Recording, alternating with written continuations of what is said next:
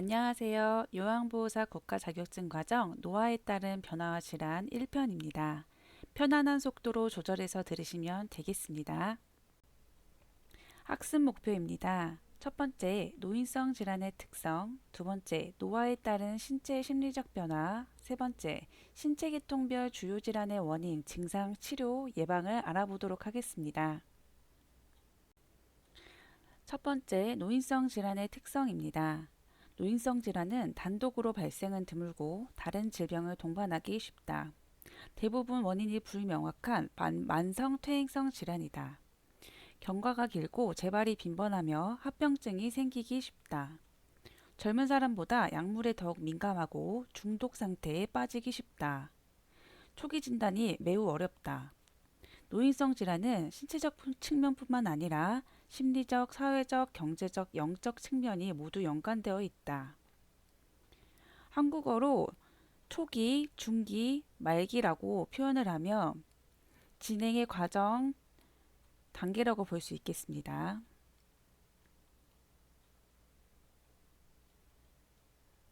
1번 노인성 질환의 특성입니다. 노인성 질환은 혈액순환 저하로 욕창이 잘 발생합니다. 골격근의 수축력 감소로 관절이 쉽게 뻣뻣해지고 관절 구축과 욕창 예방을 위한 세심한 배려가 필요하겠습니다. 그렇기 때문에 일상생활은 가급적 스스로 하게 해서 와상 상태가 되지 않도록 도와야 합니다. 단어에 대한 설명 보겠습니다. 와상 상태입니다. 와상 상태란 스스로 움직일 수 없어 병상에 누워 있어야 하는 상태를 말합니다. 구축입니다. 그림처럼 오랫동안 움직이지 않아 근육과 건이 수축되고 관절이 구부러진 채로 움직이지 못하는 상태를 이야기합니다. 이 그림처럼 구부러진 채로 움직이지 못하기 때문에 체위 변경을 하더라도 한계가 있고 바닥에 압박이 많이 되기 때문에 욕창이 잘 생길 수 있습니다. 욕창. 욕창은 이렇게 그림처럼 1, 2, 3, 4 단계가 있고요.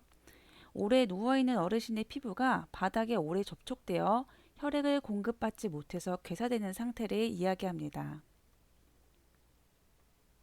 신체 계통별 노화에 따른 변화 주요 질환 보겠습니다. 첫 번째, 소화기계입니다. 다이제스티브 시스템이라고 되어 있고 소화기계에는 음식물이 지나가는 소화관과 그리고 소화효소를 만들어내는 소화기관들이 함께 있습니다.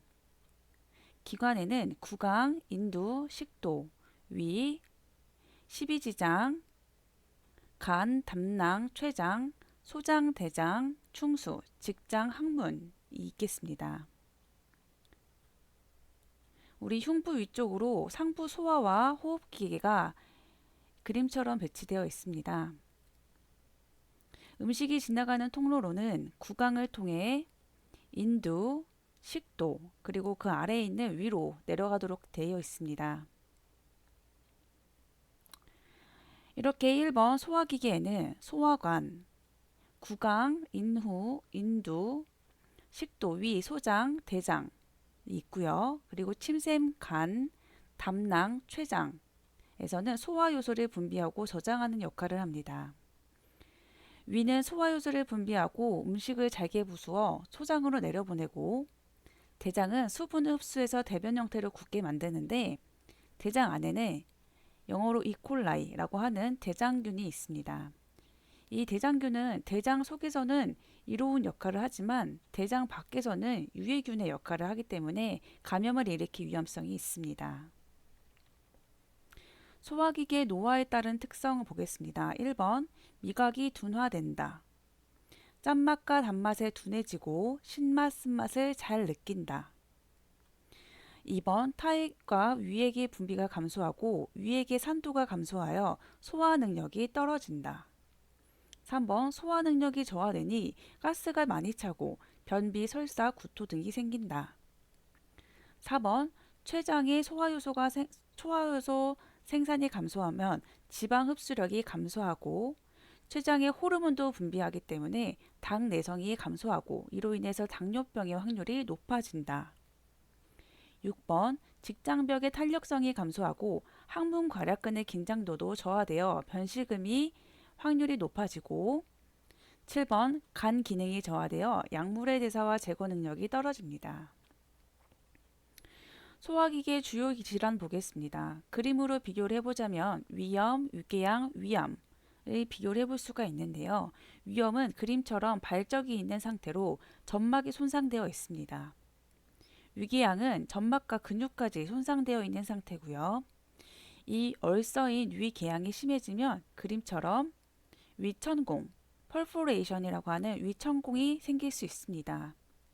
위천공이 생기면 구멍이 뚫리는 거기 때문에 음식물과 그리고 위액으로 인한 감염의 위험률이 높기 때문에 응급 상황이라고 보면 되겠습니다. 그림에서 위암은 새로운 물질들이 생겨 이렇게 병변을 만들어내고 있다는 그림을 볼 수가 있습니다. 첫 번째로 위염에 대해서 자세히 보겠습니다. 위염에는 급성과 만성 위염이 있습니다. 증상 보겠습니다. 식사 후 위가 무겁거나 팽만감이 있다. 명치에 통증과 트림 구토가 있고 식사 후 3, 4시간 후 배가 고프기 시작할 때 명치 부위에 심한 통증이 발생한다. 치료 및 예방으로는 하루 정도 금식하는 것이 좋고 금식을 한 후에는 바로 밥을 먹는 것보다 미음 등의 유동식을 먼저 먹고 그 후에 된 죽을 먹는 게 좋다. 두 번째로는 처방받은 제산제를 복용할 수가 있고 과식, 과음을 피해야 하고 너무 뜨겁거나 찬 음식은 위를 자극하기 때문에 피해야 합니다. 4번 자극적인 음식을 피하고 규칙적으로 식사하는 것이 위의 자극을 줄일 수가 있습니다. 두 번째 질환은 위궤양, 얼서입니다. 잘못된 식습관으로 인해서 위 점막이 손상되거나 스트레스가 심하면 위가 상할 수 있습니다. 또 위 자극을 주는 약물을 복용했을 때도 이렇게 위에 염증이 심해져서 궤양이 되는 경우가 있는데 약물에는 해열제, 진통제, 소염제 이런 것들을 잦은 사용이 있을 때 발생할 수 있습니다. 또 위 소화효소에 의한 위 점막 손상 때문일 수도 있고 위 헬리코박터균에 감염되었을 때 위염, 위궤양, 위암까지 발전할 수 있겠습니다. 증상으로는 속쓰림, 소화불량, 특히나 3번에 새벽 1~2시 정도의 속쓰림과 상복부 불편감이 있다라고 하면은 위궤양 선택하셔야 됩니다. 네 번째, 심할 경우에는 위출혈과 위천공, 위협착이 일어날 수 있다. 이어서 위궤양의 치료 및 예방입니다. 약물요법과 함께 식이요법 해야 하고요. 충분한 수면과 심신 안정이 중요하다. 두 번째로 규칙적인 식사, 절대적으로 금연, 진통제를 먹어야 할 경우에는 반드시 점막 보호제를 함께 복용한다. 다섯 번째, 위출혈, 위천공, 위협착 증상 시 지체 없이 병원 치료를 받아야 한다. 담배에 대해서 보도록 하겠습니다. 담배가 소화기관과 심혈기계에 영향을 주는 것을 그림으로 표현하였습니다. 우선 소화기관인데요. 담배에서 나오는 유해물질과 발암물질들이 위에 자극이 되어서 위염이나 위궤양을 더 발전시킬 수 있습니다. 또 심혈관계에서는 담배에 있는 일산화탄소가 산소와 적혈구가 결합하는 것을 방해하고 산소가 전달이 안 되기 때문에 안 되는 효과가 있고 그리고 유해물질들이 담배에 있는 유해물질들이 혈관의 벽을 손상시켜 죽상경화증을 유발할 수가 있습니다. 3번 위암입니다. 관련 질병으로는 위축성 위염, 악성 빈혈 등이 위암으로 발전할 수 있는 확률이 높고 짠 음식, 염장식품 등 섭취, 위암 가족력도 위암의 확률을 높여줍니다. 또 음주 흡연, 남자가 여자보다 2배 높게 발생한다는 특징이 있습니다. 증상은 조기 위암일 때 거의 특별한 증상이 없기 때문에 우연히 발견되는 경우가 많은데 그렇기 때문에 주기적인 검진을 잘 받는 것이 좋겠습니다. 위암의 치료 및 예방입니다. 수술과 화학요법, 방사선 치료 등을 받게 됩니다. 치료 후에 5년간은 병원에서 재발이 될 수 있기 때문에 재발 여부를 확인하기 위한 정기 점검을 제대로 잘 받아야 되겠습니다. 또 헬리코박터균에 감염되어 있다면 꼭 반드시 치료를 해야 하고 균형 잡힌 식사를 해야 되겠습니다. 네 번째 대장암입니다. 대장암은 맹장과 결장, 직장에 생기는 악성 종양들을 얘기하는데요. 장기간의 궤양성 대장염이나 알코올을 매일 섭취한다든지 고지방 고칼로리 저섬유소 가공정제된 저장열 시기의 섭취가 이 대장암의 확률을 높일 수가 있습니다. 증상으로는 장습관의 변화와 장폐색 설사 변비, 혈변 직장출혈 점액 분비, 허약감, 체중 감소가 있고요. 노인에게서는 양성종양이나 치질 변비 등에서도 증상이 비슷할 수 있기 때문에 주의 깊은 관찰이 필요합니다. 치료 및 예방에는 수술, 화학요법, 방사선 치료 등을 받는다. 치료 후 5년간은 병원에서 재발 여부를 확인하기 위한 정기 점검을 받는다. 다섯 번째, 설사입니다. 설사란 변 속의 수분량이 증가해서 물 같은 대변을 보는 상태를 말합니다. 설사를 하는 원인에는 많은 요인이 있지만 바이러스, 스트레스, 세균, 면역 결핍, 음식, 그리고 식중독, 세균성 독소, 기생충 감염, 약물 부작용, 특히나 항생제나 하제 등의 사용으로 인한 부작용으로 설사를 볼 수가 있습니다. 또 장 질환들이 여기에 속하는데요. 여기에서 나온 하제에 대한 단어를 더 보겠습니다. 대변과 관련된 약으로는 하제와 지사제가 나와 있습니다. 하제는 설사가 나게 하는 약으로 변비를 치료할 때 먹는 약이고요. 지사제는 설사를 억제하는 약입니다. 이 두 약 모두 남용을 하면 안 되는데요. 특히 이 지사제 남용 주의 보겠습니다. 설사는 장내 유해 물질을 배출해서 자신의 신체를 보호하려는 자기 방어 반응인 경우가 많기 때문에 꼭 필요한 경우에만 짧게 사용해야 합니다. 다섯 번째, 설사 이어서 보겠습니다. 증상으로는 하루에 1회, 수십 회 수분이 많은 상태의 변을 배출한다.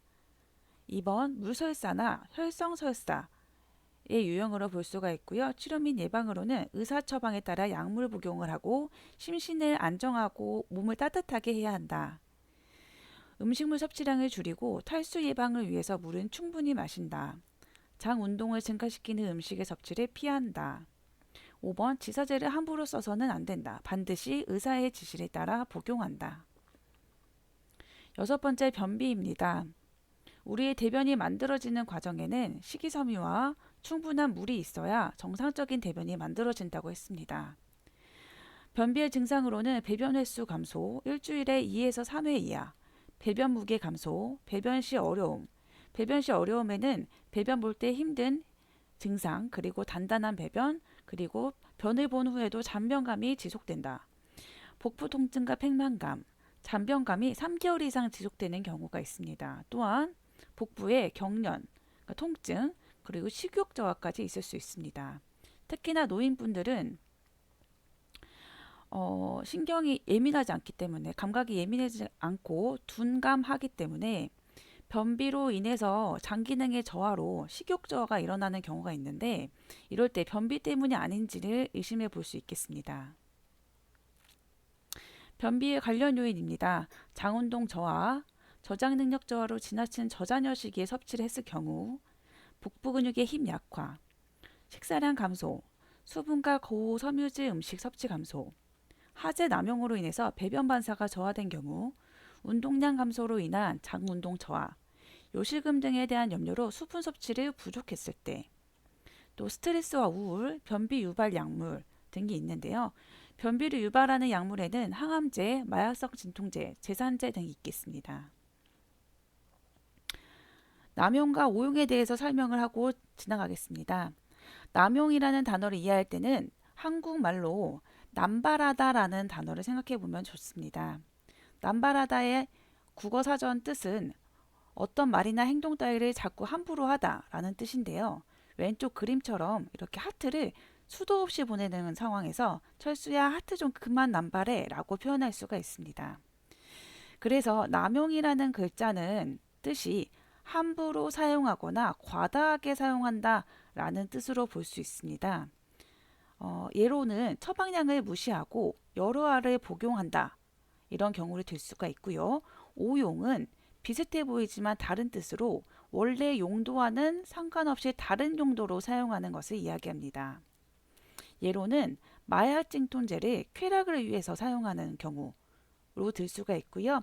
이렇게 뜻은 실제로 다르지만 함께 사용해서 약물 오남용이라는 단어로 많이 사용하기도 합니다. 하지만 시험에서는 남용과 오용의 뜻을 따로 물어보는 경우가 있기 때문에 구분해야 되겠습니다. 변비 치료 및 예방입니다. 처방에 따라 하재 사용, 빈번하게 사용 시 변비가 악화될 수 있으니 주의해야 합니다. 배변을 할 때는 편안한 환경을 만들어주도록 해야 하고, 그리고 식이는 식물성 식이섬유, 유산균, 다량의 물을 섭취해야 합니다. 우유는 적극적으로 섭취를 권장하고요. 체조, 걷기 운동, 복부 마사지 권장합니다. 식사 시간은 매일 일정하게 하고 규칙적인 배변 습관, 그리고 배변 시기를 놓치지 않고 변이가 생기면 즉시 화장실을 찾아서 배변 시기를 놓치지 않는 것이 좋겠습니다. 변이와 요의 뜻을 보고 가겠습니다. 변이가 생기는 과정, 내용을 보시면 대장의 연동운동으로 변이 직장으로 밀려오고 직장이 늘어나면 센서가 자극을 받고 신호가 척수에 전달되어 뇌항문 괄약근이 자동으로 열리면서 동시에 뇌로 신호가 가서 응가마렵다 라고 느끼게 됩니다. 이렇게 응가마렵다 라고 느끼는 것을 변의라고 하고, 오른쪽의 그림처럼 소변을 보고 싶다 라고 느끼는 것을 요의라고 합니다. 요의는 방광에 있는 센서가 신호 전달을 통해서 뇌로 가서 인지하게 되는 과정을 거치게 됩니다. 이렇게 변이와 요의의 뜻을 보고 갔습니다. 요양보호사의 활동입니다. 요양보호사는 대상자의 질병명, 수술, 약물 치료가 필요하다는 등의 말을 하면 안 됩니다.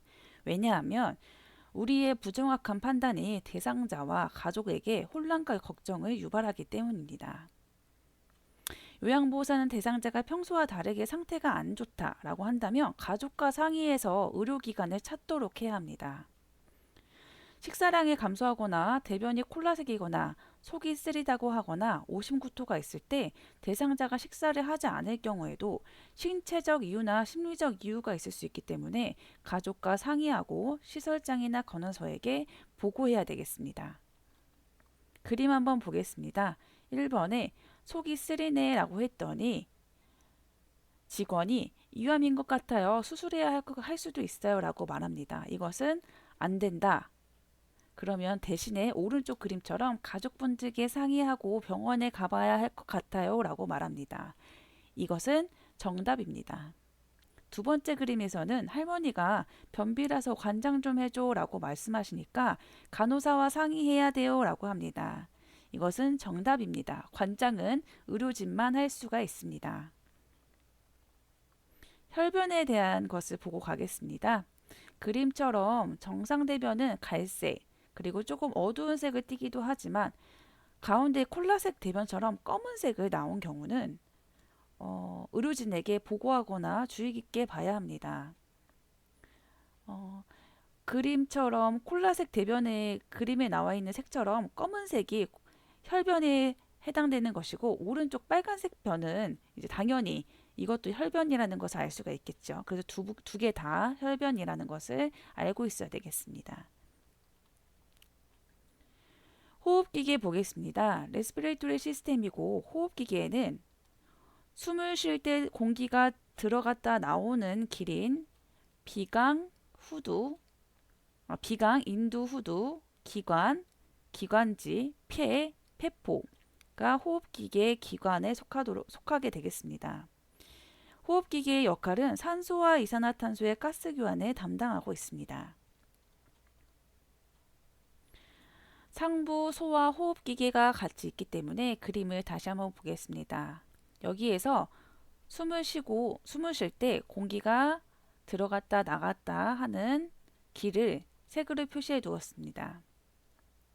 들이마시는 숨은 들숨, 그리고 내쉬는 숨을 날숨이라고 하는데, 들이마실 때는 산소가 더 많이 들어가고, 그리고 사용하고 남은 이산화탄소가 날숨을 통해서 호흡기계를 통해 밖으로 나가겠습니다. 호흡기계의 노화에 따른 특성 보겠습니다. 1번, 코 속 점막이 건조해져서 공기를 효과적으로 흡입하지 못한다. 2번, 폐포 탄력성이 저하되고 폐 순환량이 감소되어 폐활량이 감소하는데 그렇기 때문에 쉽게 숨이 찬다. 호흡 근육 위축과 근력 약화로 호흡 증가 시 쉽게 피로를 느낄 수가 있고 기침 반사, 섬모 운동 저하로 미세물질들을 걸러내지 못합니다. 또 기관지 내의 분비물이 증가하므로 호흡기계 감염이 쉽게 생깁니다. 호흡기계 주요 질환 보겠습니다. 첫 번째 독감인데요. 이 독감은 인플루엔자 바이러스에 의해서 감염됩니다. 급성 인플루엔자에 걸린 대상자가 기침, 재채기를 하면 호흡기 비말이 나오기 때문에 이 비말을 통해서 사람에서 사람으로 전파됩니다. 그림으로 비교해 보도록 하겠습니다. 왼쪽에 있는 독감 인플루엔자는 상기도 쪽에 증상이 일어나는 상기도 감염입니다. 그 외에 만성기관지염, 폐렴, 폐결핵은 상기도 감염이 아니라 아래쪽 하기도 감염으로 그림이 보여집니다. 독감 인플루엔자는 매년 예방접종을 하고요. 폐렴도 폐렴구균 예방접종이 있습니다. 두 번째 만성기관지염 그림 보시면 기관지에 노란색, 노랗고 초록색 중간 색깔의 화농성 가래가 껴있는 것을 볼 수가 있습니다. 그리고 폐렴은 기관지 쪽에도 가래가 올라가겠지만 폐에서 만들어진다라고 볼 수가 있습니다. 폐결핵을 보시면 폐결핵에는 결핵균에 의해서 감염되는 것으로 폐에 공동 캐비티가 생기고 결핵병변이 생기고 화농성 가래가 나오지만 플러스로 혈담 그러니까 피가 섞인 가래, 혈담을 동반한 기침의 증상도 있겠습니다. 그럼 첫 번째 독감 인플루엔자에 대해서 설명을 자세히 보도록 하겠습니다. 증상은 갑작스러운 발열이 난다. 이때 38도 이상의 발열, 두통, 전신쇠약감, 마른 기침, 인두통, 코막힘, 근육통이 있습니다. 치료 및 예방에는 안정을 취하고 충분한 수분 섭취, 필요한 해열제나 처방받은 항바이러스제 복용을 할 수가 있고 예방접종은 매년 1회 예방접종을 통해 인플루엔자 감염을 예방할 수 있습니다. 두 번째, 만성기관지염입니다. 그림에서처럼 기관지에 염증이 생겨서 화농성 가래가 올라오는 기침과 함께 올라오는 증상을 볼 수가 있고요. 치료 및 예방에는 심호흡과 기침을 자주 해서 기관지 내에 가래를 배출하는 것이 좋고 약을 처방받을 수 있는데 이때 약은 거담제와 기관지 확장제를 받을 수 있다. 거담제는 가래를 묽게 하는 약입니다. 또 기관지 확장제는 좁아진 기도를 넓혀줘서 가래가 더 잘 나올 수 있게 숨을 잘 쉴 수 있게 도와주는 약입니다. 그리고 세 번째 기관지 경련을 예방해야 되는데 예방하는 방법에는 지나치게 뜨겁거나 차가운 음식, 자극적인 음식을 피하고 금연, 오염된 공기에 노출되지 않도록 해야 되겠습니다. 세 번째, 폐렴 보겠습니다. 폐렴은 세균, 바이러스, 곰팡이, 화학물질에 의해서 폐 조직에 염증이 생겨 기관지가 두껍게 섬유화되고 폐로 산소를 흡수하는 능력이 감소하는 질환을 말합니다.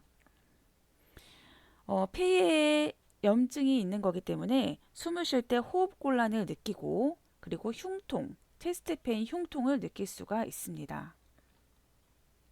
관련 요인으로는 세균, 바이러스, 세균에 의해서 폐렴이 걸릴 수도 있고 바이러스 감염에 의해서도 걸릴 수가 있습니다. 또 두 번째, 흡인성 폐렴, 아스피레이션 뉴모니아로 음식물이나 이물질이 기도 내로 들어가서 기관지나 폐에 염증을 유발하는 것입니다. 이때 음식물은 굳이 음식물이 아니더라도 물을 먹다가 살에 걸리거나 했을 때도 폐렴이 걸릴 수 있겠습니다. 증상으로는 두통, 근육통, 감기 정도의 가벼운 증상일 수도 있지만 고열, 기침, 흉통, 호흡곤란, 화농성 가래의 증상이 있겠습니다. 치료 방법으로는 세균성 폐렴일 때는 항생제 치료를 한다고 배웠고 바이러스성 폐렴은 증상에 따라서 치료 방법을 달리하며 보통은 바이러스성 폐렴은 항바이러스 약을 처방받을 수가 있겠습니다. 기관지 경련을 예방해야 되는데 어, 아까 기관지 염처럼 마찬가지로 지나치게 뜨겁거나 차가운 음식, 자극적인 음식은 피하고 금연, 오염된 공기에 노출되지 않도록 합니다. 6번처럼 감염 전파 예방, 그리고 외출 후에 손발 씻기, 사람이 많은 장소에 출입 제한, 환절기 이전에 폐렴구균 예방 접종을 해야 되겠습니다. 네 번째, 천식입니다. 영어로는 아스마라고 되어 있고요.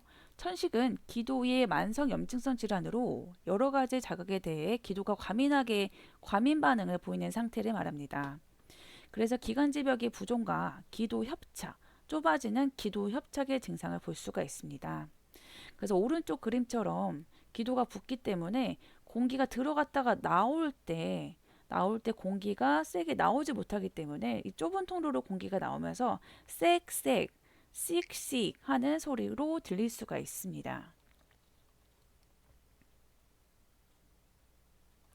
천식의 관련 요인입니다. 감기, 비염 등과 같은 염증, 흥분, 스트레스, 긴장감, 꽃가루, 진먼지 진드기, 동물 털이나 배설물, 곰팡이, 대기오염, 매연, 황사, 먼지, 담배 연기 등 작은 물질, 갑작스러운 온도, 습도 차이가 있을 수가 있고요. 증상으로는 기침, 내쉴 때 쌕쌕거리는 호흡음, 이것을 천명음이라고 합니다.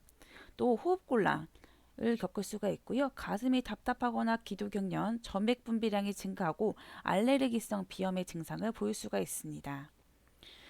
치료 방법에는 호흡기 자극을 피해야 하는데 호흡기에 자극을 주는 것들은 담배, 벽난로, 먼지, 곰팡이, 갑작스러운 온도 변화도 기관지의 경련을 유발하면서 천식에 호흡기 자극이 될 수가 있습니다. 스트레스, 불안, 침구류는 먼지, 진드기를 없애기 위해서 뜨거운 물로 세탁을 해야 되고요.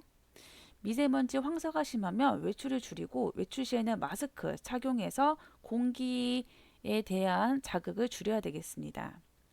두 번째, 예방접종을 잘 해야 되겠습니다. 천식은 감염에 대한 위험성도 높고 자극을 받으면 안 되기 때문에 감염 예방을 잘 해야 되는데 예방접종에는 매년 1회 인플루엔자 백신과 그리고 65세 이후 노인에게는 1회 폐렴구균 백신을 잘 맞춰 드려야 되겠습니다. 천식 환자분들이 사용하는 기관지 확장 흡인기 사용법에 대해서 공부하겠습니다. 이것도 중요하기 때문에 자세히 보도록 하겠습니다. 첫 번째, 사용 전에 뚜껑을 열고 여러 번 흔든다. 머리를 약간 뒤로 젖히고 충분히 숨을 내쉰다. 입을 열고 기관지 확장제 입구를 물고 입으로 심호흡을 하면서 일회용량이 흡입되도록 흡입기를 누른다. 숨을 깊게 들이쉬는데 3, 5초간 깊게 들이쉬고 적어도 폐에 깊숙이 도달할 수 있게 10초간 숨을 참고 천천히 내뱉는다. 만약 2번 처방이 났다면 1회에 2번 뿌릴 것으로 처방이 났다면 다음 투약까지 적어도 1분간 기다리도록 하고요. 흡입기를 뚜껑을 닫고 흡입기 세척은 하루에 한 번 이상 뚜껑을 열고 흡입기의 플라스틱 통과 뚜껑을 흐르는 물에 씻는다 입니다. 다섯 번째, 폐결핵 보겠습니다. 폐결핵은 결핵균이 폐에 들어가서 염증을 일으키는 질환입니다. 우리가 공부했던 것처럼 이 결핵균은 폐뿐만이 아니라 뇌, 다른 장기들에게도 가서 감염을 일으킬 수가 있습니다. 근데 이 결핵균이 폐에 들어간 경우에 폐결핵이라고 볼 수가 있는데요. 관련 요인으로는 결핵균의 호흡기 감염, 알코올, 약물 중독으로 인한 영양 부족, 그리고 3번 영양 부족 등으로 인한 면역력 저하, 당뇨병, 악성종양, 만성 신부전 등과 같은 만성 질병의 악화로 영양 부족, 면역력 저하, 5번 스테로이드 같은 면역 억제제를 장기적으로 사용했을 때 면역력이 떨어져서 폐결핵이 걸리는 경우가 있습니다. 증상으로는 초기에 대부분 무증상이다가 흉부방사선 촬영 엑스레이에서 발견됩니다. 겉으로 볼 땐 잘 모르지만 2주 이상의 기침과 흉통이 지속될 때는 엑스레이 검사를 찍어서 폐렴인지 폐결핵인지를 진단받아야 됩니다. 그래서 폐결핵의 증상은 2주 이상의 기침과 흉통이라고 볼 수가 있습니다. 오후에 고열이 있다가 늦은 밤에 식은땀과 함께 열이 내리는 증상이 반복되고 피로감, 식욕부진, 체중 감소, 무기력감이 있습니다. 폐의 질환에는 보통 이 피로감, 식욕부진, 체중 감소, 무기력감을 동시에 다 동일하게 모든 폐의 질환에서 느낄 수가 있습니다. 5번 전맥성 화농성 혈행성 가래가 있습니다. 폐결핵은 혈액성 가래라는 특징이 있습니다. 오른쪽의 그림처럼 결핵균에 의한 결핵균에 의해 폐결핵 병변이 있는데 이 부위에서 혈액이 나오면서 객담이 섞여서 혈액성 가래, 객혈이 나올 수가 있겠습니다. 치료 및 예방으로는 결핵약을 복용을 해야 되는데 이 결핵약은 6개월 이상 복용을 하기 때문에 제대로 복용을 하는지 주의 깊게 관찰을 해야 합니다. 만약에 중간에 대상자가 의무적으로 의사의 허락 없이 약 복용을 끊는다라고 한다면 내성이 생겨서 치료가 더 어려워질 수가 있는데요. 또한 두 번째, 약물 투여 부작용 관찰을 해야 되겠습니다. 약물이 독하기도 하고 장기적으로 복용을 하기 때문에 위장장애 홍조, 피부 발진, 가려움증, 발열 등의 증상이 있을 수 있는데 이런 부작용 등이 나타난다면 관찰을 했다가 의사에게 보고를 해야 되겠습니다. 3번 주기적으로 간 기능 검사와 객당 검사를 받아야 합니다. 4번 결핵은 감염성이 있기 때문에 흉부방사선 촬영, 검진, 그리고 가래 검사를 통해서 조기에 발견하는 것이 좋고 다른 사람에게 감염되지 않게 기침 예절을 지켜야 되겠습니다. 자, 시험에 잘 나오는 것으로 기침 예절을 보겠습니다. 기침과 재채기를 할 때는 코와 입을 휴지나 손수건으로 가려야 합니다. 휴지가 없다면 소매로 가려야 하는데 손으로 가리는 것은 아니라고 했습니다. 왜냐하면 손에 균이 묻은 다음 이 손을 다른 곳에 묻기 때문에 균을 전파할 확률이 높아서 기침, 재채기를 할 때는 손으로 가리지 말아야 합니다. 호흡기 증상이 있다면 마스크를 꼭 착용하도록 하고 사용한 휴지는 버리고 흐르는 물에 30초 이상 손을 씻어야 되겠습니다. 일회용 마스크는 젖으면 즉시 교환하거나 재사용하지 말고 버려야 합니다. 요양보호사의 활동 보겠습니다. 요양보호사가 대상자의 질병을 예측해서 말하거나 수술 혹은 약물 치료가 필요하다는 등의 말을 하면 안 된다고 했습니다. 그림 보겠습니다. 결핵인 것 같으니 약을 먹어야 할 것 같아요 라고 말하는 것은 절대 안 되는 상황이고요. 오른쪽에 가족과 상의해서 병원에 가보는 게 좋겠어요 라고 하는 것이 정답이겠습니다. 마지막 줄에 대상자의 호흡의 변화가 관찰되어 간호나 의학적 진단이 필요하다고 판단되면 가족과 상의하고 시설장이나 간호사에게 신속하게 보고해야 되겠습니다. 또 호흡곤란을 경험한 대상자는 굉장히 불안함을 느낄 수 있습니다. 그래서 기관지 확장 흡입기 등 위급 상황을 해결하는 데 도움이 되는 장치들을 옆에 준비하고 안심시켜야 되겠습니다. 호흡곤란이 있을 때는 상체를 눕히는 자세보다 반쯤 앉은 자세, 반자위를 취하게 하는 것이 숨쉬기 그나마 용이한데요. 두 번째 그림처럼 반자위를 취하도록 하고 편안한 호흡을 유도하면서 옆에 있어주는 것이 좋겠습니다. 대상자가 예방접종을 한 후에 열이 나거나 아파 보이거나 힘들어하는 등 다른 이상 반응을 나타내면 시설장이나 관리 책임자에게 신속하게 보고해야 되겠습니다.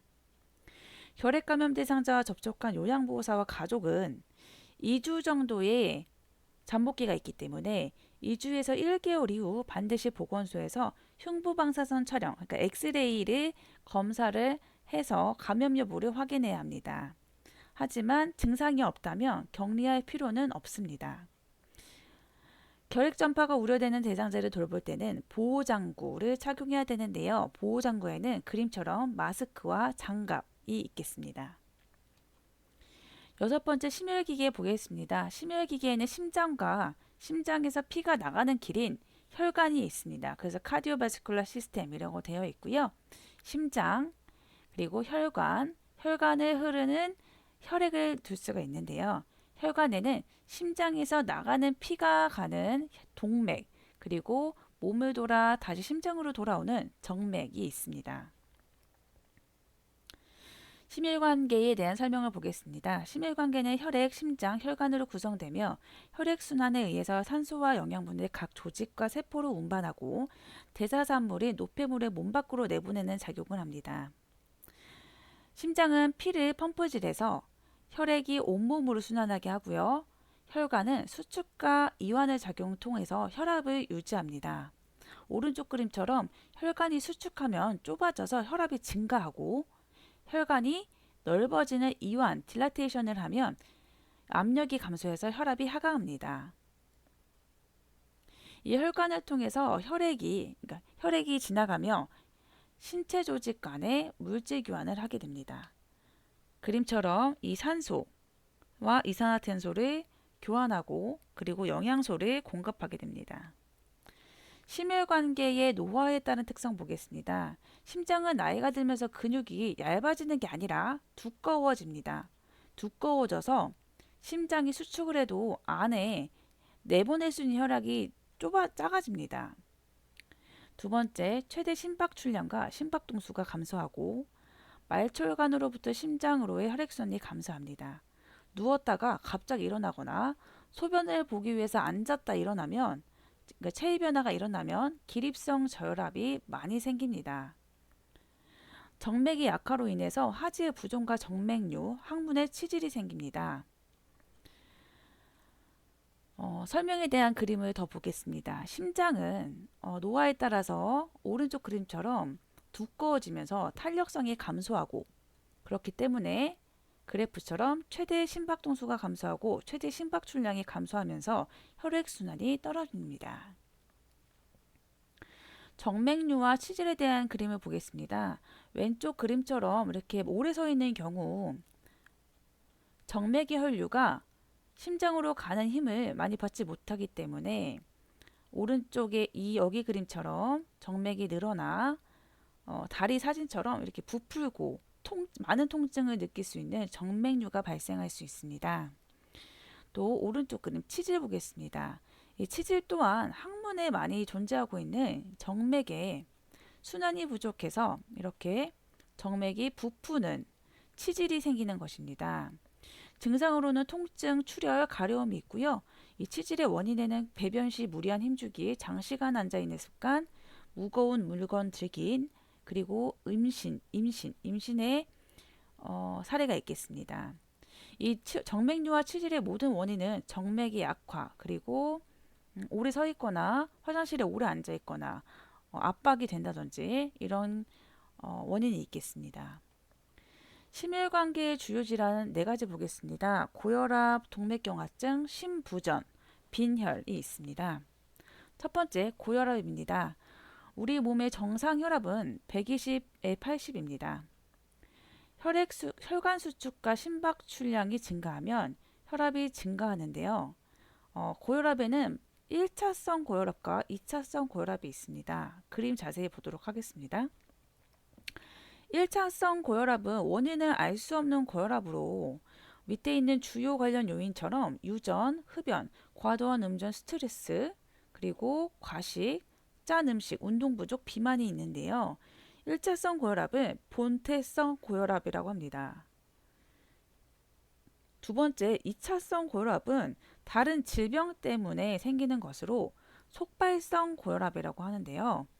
그림처럼 신장질환이거나 내분비 질환, 그리고 임신, 약물 부작용의 합병증으로 생기는 고혈압을 이야기합니다.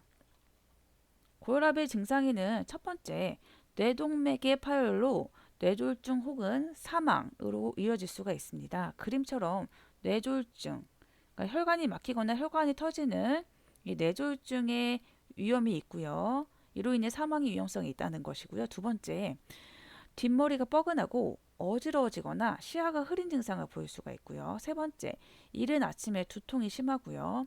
네 번째, 이명이 들리거나 팔다리가 저린 증상을 보일 수가 있고, 다섯 번째, 심장 및 신장 기능 장애, 여섯 번째, 코피가 잘 흐른다던가 아니면 가슴이 답답함, 숨이 찬 증상을 보일 수가 있습니다. 이렇게 증상이 있을 때는 방치함이 위험하기 때문에 정기적인 검진이 필요하겠습니다. 자, 이렇게 고혈압 증상 6가지 봤고요. 꼭 알아두게 보겠습니다. 고혈압 약물 치료에 대한 편견 보고 지나가겠습니다. 첫 번째, 증상이 없으면 치료하지 않아도 되나요? 땡, 노입니다. 증상이 없어도 혈압이 높으면 치료를 해야 합니다. 2번, 두통 등의 증상이 있을 때만 약을 먹으면 되지 않나요? 노입니다. 고혈압은 증상이 없는 경우가 대부분이기 때문에 의사의 처방이 있으면 계속 약을 먹어야 합니다. 세 번째, 혈압약을 오래 먹으면 몸이 약해진다? 아닙니다. 고혈압의 합병증이 더 위험합니다. 네 번째, 혈압이 조절되면 약을 먹지 않아도 된다? 아닙니다. 혈압이 조절되다가 약을 끊으면 약효가 떨어지자마자 혈압이 다시 올라가면서 합병증이 발생하는데 이때 합병증이 뇌졸중이나 심장의 질환 이런 것들이 유발할 수 있기 때문에 의사의 처방이 있다면 계속 약을 먹어야 합니다. 이 부분도 시험에 잘 나오기 때문에 잘 보도록 하겠습니다. 고혈압의 치료와 예방 보겠습니다. 합병증 예방을 해야 되는데요. 그러기 위해서는 혈압약을 꾸준히 복용해서 혈압을 정상으로 유지해야 합니다. 두 번째, 혈압약은 의사에게 처방을 받아야 하고 지속적으로 치료해도 고혈압이 계속될 때는 의사와 상의해서 약을 바꾸거나 정밀검사를 받아야 합니다. 알코올은 영양가가 없어 칼로리만 높아 체중을 늘려 혈압을 상승시킬 뿐만 아니라 혈압약의 효과를 낮추기 때문에 금주해야 합니다. 혈압을 규칙적으로 측정해서 변화를 주의 깊게 관찰해야 하고 저염 시기, 저지방 시기를 해야 합니다. 스트레스는 혈압을 상승시키므로 정신적인 안정과 즐거움함을 유지하고 심장에 무리가 없는 적당한 운동을 규칙적으로 해야 동맥경화증을 예방하고 심장 기능을 향상시킬 수 있습니다. 또 8번, 표준 체중이더라도 복부 비만인 경우에는 심혈관계 질환의 위험성이 있기 때문에 조절을 해야 하고요. 흡연은 동맥경화 심근경색을 유발하기 때문에 담배를 절대로 피워서는 안 되겠습니다. 고혈압 관리법 1번 체중 감량, 2번 식사요법, 3번 염분 섭취를 줄여야 하고 네 번째, 신체 활동을 잘해야 되는데 운동은 일주일에 3에서 5회, 30분 이상 땀이 날 정도로 하는 것이 좋겠습니다. 이것도 시험에 잘 나오니까 주의 깊게 보도록 하시고요. 5번, 절주해야 합니다. 두 번째, 동맥경화증입니다. 동맥혈관의 안쪽 벽에 지방이 축적되어 여기 두 번째 그림처럼 지방이 축적되어 혈관이 좁아집니다. 이렇게 혈관대부가 좁아지거나 막혀 혈액의 흐름에 장애가 생기고 혈관벽이 굳어지며 생기는 것이 동맥경화증입니다.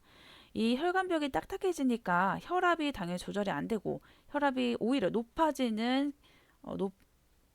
고혈압이 생길 수 있겠습니다. 동맥경화증의 치료 및 예방입니다. 첫 번째, 흡연 시 발생하는 일산화탄소는 동맥 안쪽 병을 손상시키므로 금연합니다. 두 번째, 혈압이 높으면 동맥혈관이 손상되기 때문에 고혈압 관리를 해야 하고 3번, 당뇨병이 있다면 혈중의 지방 수치를 높이고 혈관을 손상시키기 때문에 혈당 조절을 잘 해야 됩니다. 소금 섭취량을 평소의 반으로 줄이는 저염 식이와 저지방 식이를 추천하고요. 규칙적으로 운동해야 합니다. 세 번째, 심부정맥 보겠습니다. 심부정맥은 심장의 수축력이 저하되어 신체 조직에 필요한 만큼의 충분한 혈액을 내보내지 못하는 상태라고 할 수 있습니다. 관련 요인으로는 관상동맥질환, 고혈압, 심장병이나 신장병이 있을 수 있는데요. 증상에는 산소와 영양분이 부족해서 허약감, 피로, 호흡곤란을 겪을 수가 있고 숨쉬기가 힘들어 앉은 자세 호흡을 볼 수가 있고요. 의식의 혼돈, 현기증, 걷기, 계단 오르기, 쇼핑하기 등 운동할 때 심한 호흡곤란을 겪을 수가 있습니다. 또 다섯 번째, 심박출량 감소에 따른 신장의 혈류량이 부족하기 때문에 신장의 수분과 염분이 배출이 억제되어 의존성 부종이 나타날 수 있습니다. 치료 및 예방에는 원인에 따라서 약물 처방을 받을 수 있게 되고 염분, 수분, 고지방, 고콜레스테롤을 제한해야 됩니다. 또한 3번, 음식물은 소량씩 나누어 먹는 것이 좋은데 과식을 하는 경우에 심장에 부담이 되기 때문이고요. 규칙적인 운동, 독감, 폐렴 예방, 금연, 그리고 매일 체중을 측정해서 부종 정도를 확인할 수가 있습니다. 빈혈 보겠습니다. 빈혈은 적혈구나 헤모글로빈이 부족해서 혈액에 몸에서 필요한 만큼의 산소를 공급하지 못하는 상태를 이야기합니다. 우리 시험에 나오지 않지만 왼쪽 아래의 그림처럼 적혈구 안쪽의 내부 구조를 보겠습니다. 적혈구는 막 안쪽에 헤모글로빈이 이렇게 많이 형성되어 있는데요. 헤모글로빈의 구조를 한번 보자면 단백질인 글로빈과 햄이 이렇게 얽혀 있는 구조로 되어 있습니다. 햄과 철분이라는 이 글자를 보시면 햄의 구조가 가운데 철분이 이렇게 위치하고 있는 것을 볼 수가 있습니다. 그래서 철분이 부족하면 헤모글로빈이 부족해지게 되고 헤모글로빈이 부족한 혈액은 오른쪽 그림에 여기 빈혈 혈액처럼 빨갛지 못하고 약간 분홍빛, 연한 빨간색, 연한 분홍색을 띠게 됩니다. 그러다 보니까 이 토끼처럼 얼굴이 하얗게 보이는 창백하다라고 보이는 얼굴의 형태를 보일 수가 있는데요. 이 창백하기 때문에 창백하기도 하고 이 혈관에 산소를 공급할 수가 없기 때문에 어지러움을 느낄 수가 있습니다. 빈혈의 관련 요인으로는 위궤양이나 십이지장궤양, 치질암 이런 데서 이런 것들 때문에 위장관에서 출혈이 있는 경우, 피가 빠져서 생기는 경우도 있고요. 철분 결핍인 경우도 있는데요. 철분 결핍은 철분 섭취가 부족하거나 철분을 충분히 먹었는데 흡수에 문제가 있는 경우도 있습니다. 증상으로는 중추신경계 증상에 현기증, 아까처럼 어질어질해라고 했던 현기증, 두통, 집중력 저하, 그리고 손발 저림을 느낄 수가 있고 피부에서는 창백함을 보이고 그리고 혀에 염증이 생기는 설염의 증상을 보일 수가 있습니다. 심혈관계 증상으로는 빈맥 저혈압, 숨가쁜, 호흡곤란을 느낄 수가 있고요. 네 번째, 소화불량, 오심, 변비, 북부팽만. 다섯 번째, 비뇨생식계 증상으로 성욕감퇴 증상이 있을 수 있습니다. 그렇기 때문에 치료민 예방에는 철분제 복용을 해야 되는데요. 철분제 복용을 할 때는 철분 흡수가 잘 안 되기 때문에 흡수를 돕는 비타민 C와 함께 복용해야 되겠습니다. 철분제는 비타민 C와 함께 복용해야 합니다. 또 흡수가 좀 안 된다고 했기 때문에 철분 섭취를 할 때는 식사 도중에 섭취를 하는 것이 흡수가 잘 되고요. 세 번째, 출혈을 일으키는 문제가 있으며 의사와 상의해야 되겠습니다. 빈혈 예방에 좋은 음식들을 보겠습니다. 굴, 달걀 노른자, 붉은 살코기, 콩류, 시금치. 시금치에는 철분도 있지만 비타민C가 많아서 철분의 흡수를 도와준다고 합니다. 요양보호사의 활동 보겠습니다. 밑에 그림 보시면 할아버지가 숨차는 증상을 보이자 요양보호사라고 써있는 앞치마를 두른 이 곰돌이가 심장병 같아요. 병원에 가서 수술해야 돼요. 라고 말하는 것은 절대 안 된다고 했습니다. 대신에 가족분들께 상의하고 병원에 가야 되겠어요. 라고 말하는 것이 정답이겠습니다. 심혈관계 문제를 가진 대상자는 불안해하고 걱정스러워하기 때문에 안정적이고 편안하게 온정적으로 대해줘야 되겠고요. 세 번째 줄처럼 갑작스럽게 어지럼증을 느낀다라고 하면 차라리 그 자리에 천천히 주저앉게 도와드림으로써 낙상으로 인한 뇌 손상을 예방해야 됩니다. 잘못하면 어지러워서 넘어지면서 뇌를 다친다든지 머리 다친다든지 하는 사고가 발생할 수 있기 때문에 그림처럼 부축을 하면서 할머니 바닥에 천천히 앉으세요 라고 말하는 것이 좋습니다. 의식불명이나 심장마비가 나타날 수 있기 때문에 응급상황에 대처할 수 있어야 되는데 이 대처 방법은 우리가 나중에 같이 응급상황 대처에서 배우도록 하겠습니다. 일곱 번째, 근골격계입니다. 근골격계에 해당되는 것은 우리가 움직일 수 있게 도와주는 뼈, 그리고 근육, 그리고 인대, 힘줄인 건, 연골 등이 여기에 속하는데요. 그렇기 때문에 머스큘러 스켈레털 시스템이라고 되어 있습니다. 근골격계를 구성하는 것은 근육, 건, 인대, 연골, 뼈 등이 있고요. 골격은 본이고 단단한 구조를 형성하며 갈비뼈, 골반과 같은 구조물은 내부 장기가 손상되지 않게 보호하는 역할을 합니다. 근육은 뼈가 움직일 수 있는 힘을 제공하여 일상생활에 필요한 동작을 할 수 있게 합니다. 이때 뼈와 뼈를 연결해주고 고정해주고 어, 지지해주는 조직을 인대라고 하고요. 뼈와 근육을 연결해주고 지지해주는 것을 건이라고 합니다. 노화에 따른 특성 보겠습니다. 첫 번째, 추간판이 오그라듭니다. 추간판에 대한 설명은 밑에서 보겠습니다. 추간판이 오그라드니까 키가 줄어든다. 등뼈가 굽으면서 머리를 낮추고 가슴을 향해서 보게 된다.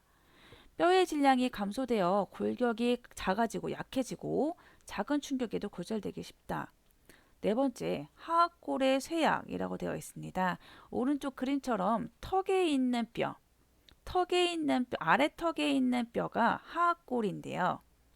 이 하악골이 약해지니까 치아가 빠지는 치아 상실이 될 수가 있고 근긴장도와 근육량이 저하되어 신체적 활동과 운동 능력이 감소합니다. 이때 근긴장도의 단어를 한번 보도록 하겠습니다. 근긴장도는 머슬 톤이고요. 운동을 할 때 근육이 펴지고 오므라드는 양의 정도를 이야기합니다. 여섯 번째, 호흡기계의 노화로 산소를 유용하게 사용하지 못해 근육 경련과 근육 피로를 잘 느끼게 되고요. 일곱 번째, 인대의 탄력성을 잃어 관절 운동에 제한이 있고요. 어깨는 좁아지고 골반은 커집니다. 뼈의 끝에 관절면이 마모되어 염증, 통증, 기형이 초래됩니다.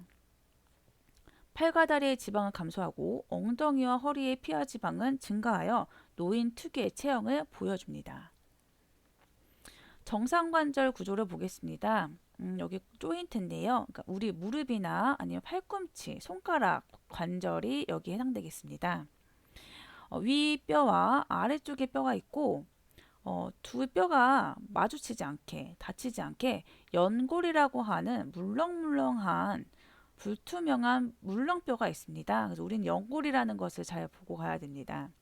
이 연골이 뼈와 뼈가 손상되지 않게 보호를 해주는데 또 그 사이에는 플루이드인 활액이 가득 차 있어서 이 관절낭을 두고 뼈가 보호되면서 움직일 수 있게 자유자재로 움직일 수 있게 되어 있는 것이 관절입니다. 척추의 구조를 보자면 척추뼈와 뼈 사이에 디스크 그리고 추간판이라고 하는 연골이 있습니다. 이 연골을 통해서 척추신경과 그리고 척추혈관이 손상되지 않게 보호를 해주고 있습니다. 연골이지만 이름은 척추에 있는 연골은 추간판, 디스크 똑같은 이름입니다.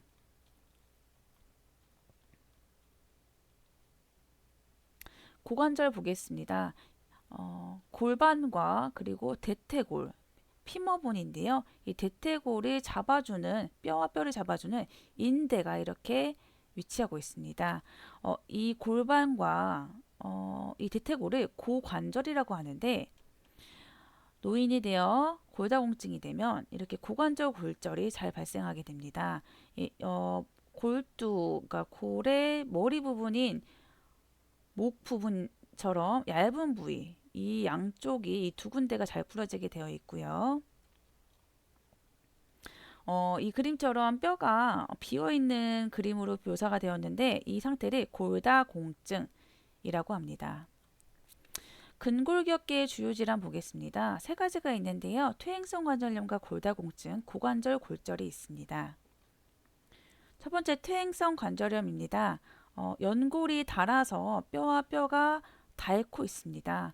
닳다 보니까 뼈에 염증이 생기고 피가 조금씩 나오는 것도 볼 수가 있습니다. 그러다 보니 여기 관절낭에 피가 조금 섞이기도 하고요. 퇴행성 관절염의 설명을 보도록 하겠습니다. 뼈를 보호해주는 끝부분의 연골, 그러니까 물렁뼈가 닳아서 없어지거나 관절의 염증성 변화가 생긴 상태인데요. 관련 요인으로는 노화, 유전적인 요소와 환경적인 요소가 복합적으로 작용해서 명확하지가 않고 관절이 싸고 있는 조직의 퇴화, 연골의 탄력성 저하가 있겠습니다. 이 퇴행성 관절염의 증상에는 관절 부위에 통증이 있습니다. 특히나 날씨나 활동에 따라서 통증이 약해지거나 심해지는 호전과 악화가 반복되는 증상이 있고요. 운동하면 악화되고 안정하면 호전됩니다. 아침에 일어나면 관절이 뻣뻣해져 있는 경직 현상이 있는데요. 일반적으로 30분 이내에 풀어집니다. 또 운동장에 관절의 변형이 있습니다. 오른쪽 그림처럼 관절액이 많아져서 부어올라 관절의 모양이 변형이 되는 것입니다.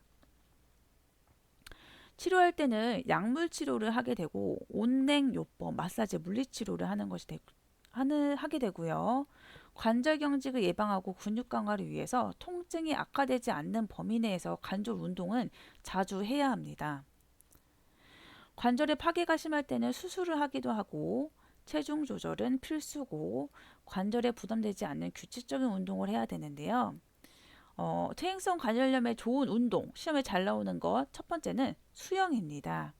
관절에 무리가 가지 않는 부담이 되지 않는 중력이 많이 영향을 끼치지 않는 운동이 좋은데요. 수영이 1이고 그 다음 걷게 된다면 평평한 흙길 걷기, 체조, 요가 이런 것들이 해당되겠습니다.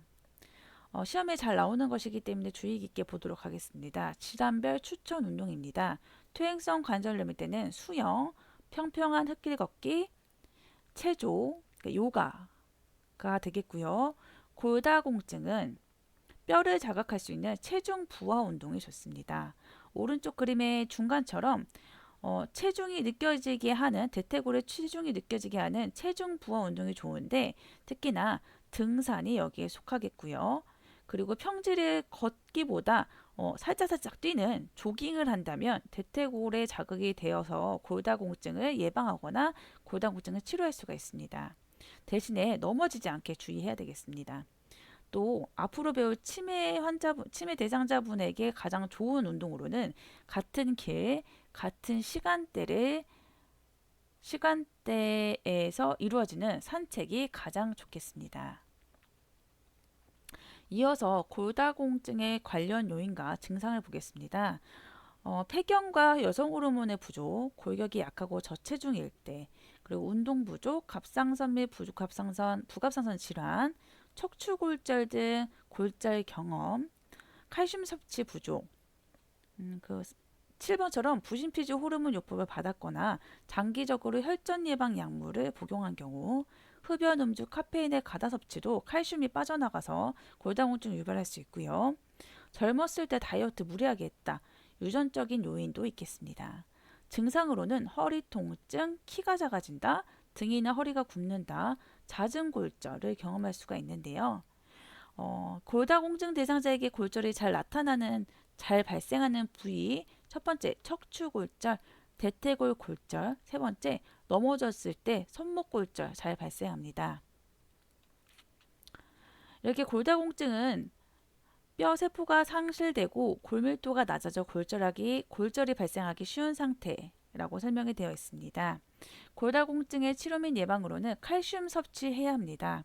아까 빈혈 대상자는 철분 섭취를 해야 된다고 했고요. 골다공증은 칼슘 섭취를 해야 된다고 했습니다. 또 두 번째, 의료기관에서 호르몬 치료를 받을 수도 있고, 세 번째, 적당한 체중을 유지하는 것이 좋은데 너무 마르면 오히려 안 된다고 했습니다. 네 번째, 근육과 뼈에 힘을 주는 체중 부하 운동이 추천된다고 했고요. 가장 좋은 것은 등산, 그리고 조깅이 있다고 했고요. 5번, 음식으로 비타민 D를 섭취하는데 햇볕을 쬐는 것으로 비타민 D를 생성할 수 있다고 했습니다.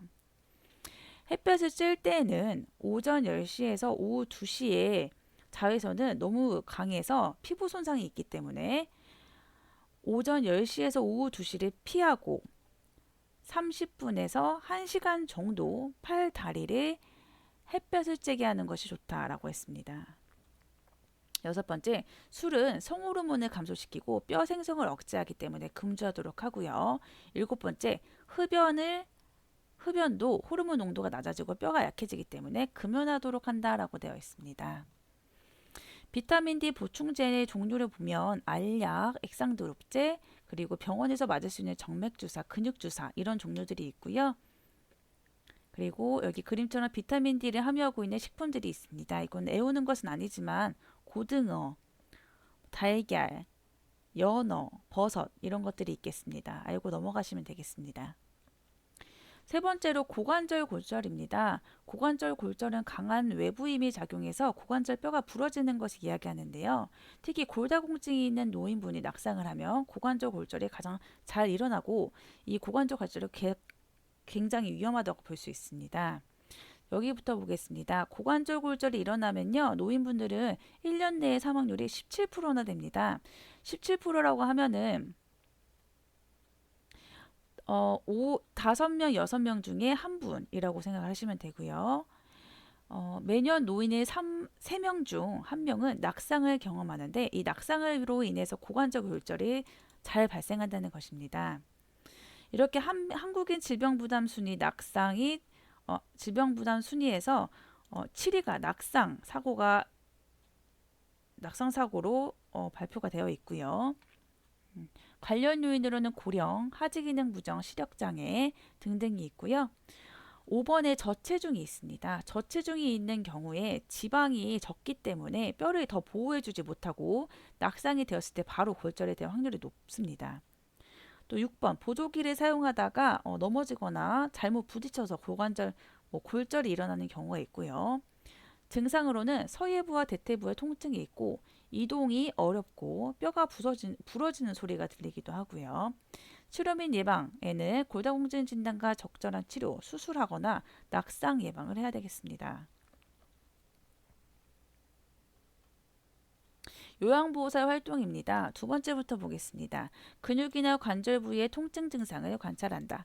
근 골격계 질환 예방을 위해서는 적절한 영양과 운동이 무엇보다 중요합니다. 대상자가 칼슘을 충분히 섭취하도록 하고 낙상과 같은 안전사고 예방에 특히 유의해야 합니다.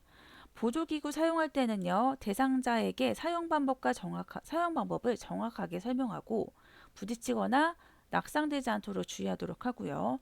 수술을 받은 대상자는 회복을 위해 재활이 필요하기 때문에 잔존 기능을 최대한 활용할 수 있도록 도와야 되겠습니다. 네, 지금까지 복습을 해보았고 다음 영상에는 노화에 따른 질환에 대해서 2를 한번 보도록 하겠습니다. 감사합니다.